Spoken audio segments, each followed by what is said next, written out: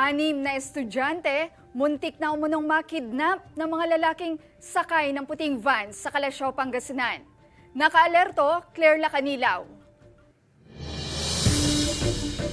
Takot at pag-aalala ang nararamdaman ng inang si Alma, hindi niya tunay na pangalan, para sa kanyang 3 anak matapos umanong muntikang makidnap sa harapan ng eskwelahan sa barangay Nagsaing, Calasiao, Pangasinan.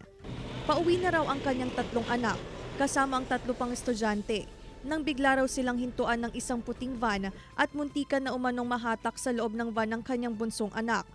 3 lalaki rin umano ang bumaba sa van. Nagilan sila. Kung anak ko sinipa niya sa yung lalaki, kaya nabitawan po itong bunso kong anak. Pinatakbo niya po. Nung pinatakbo niya po ito, hinila ulit yung anak ko sa likod. Ngayon po sinipa niya ulit sa kaya po nakawala. Nung nanginginig na po sila, iyak ng iyak.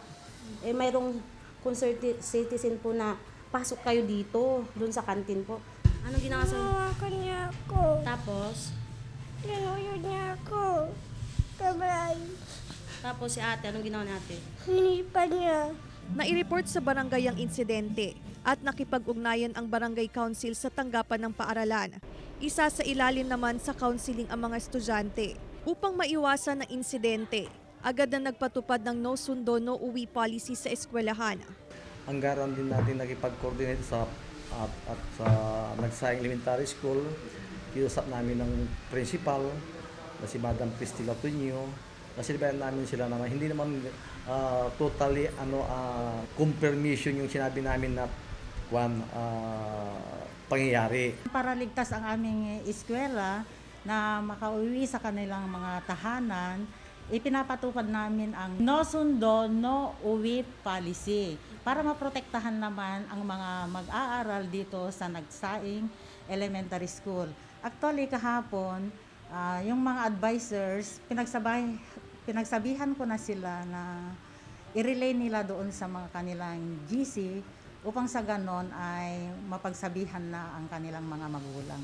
Pinabulaanan naman ng Calasiao PNP na may nangyaring tangkang pagkidnap sa 6 na estudyante.